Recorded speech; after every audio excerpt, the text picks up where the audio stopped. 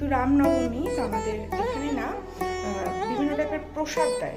প্রসাদে কি কি দেয়, কিন্তু এইরকম প্রসাদ কিছুটা বাঙালিয়ানার ছোঁয়া থাকলেও একটু সাউথ ইন্ডিয়ান কিন্তু ছোঁয়া আছে। তো কি কি এখানে প্রসাদ দেয় রামনবমী উপলক্ষে বা যে কোনো পুজো উপলক্ষে চল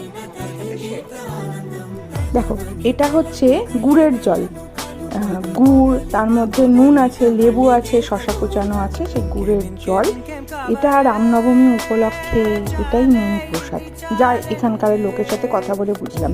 এটা হচ্ছে বাটার মিল্ক, মানে দইয়ের যে ছাঁচ হয়, যে ছাঁচের মধ্যে তোমার ধনেপাতা, কারি পাতা, সর্ষে ফোড়ন দিয়ে একটা ঘোল টাইপের।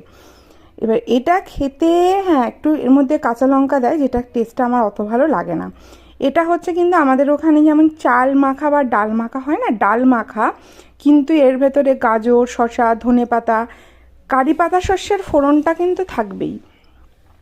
আর এইটা আর একটা প্রসাদ আর এক জায়গা থেকে দিয়েছে। এই প্রসাদটা দিয়েছে আর কি আমাদের পাশের একটা বিল্ডিং থেকে।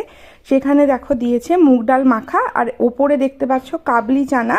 কাবলি চানাটা কিন্তু পেঁয়াজ, কারি পাতা, ধনে পাতা আর সর্ষে দিয়ে মানে বেশ সুন্দর করে একটা টস মতন করা।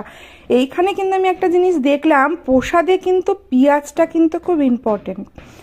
তো পেঁয়াজ কিন্তু এখানের প্রসাদে দেবেই, যেমন আমাদের ওখানে কিন্তু দেয় না, বা মানে পুজো মানে পেঁয়াজ রসুন থাকে না, কিন্তু এখানে কিন্তু থাকবেই।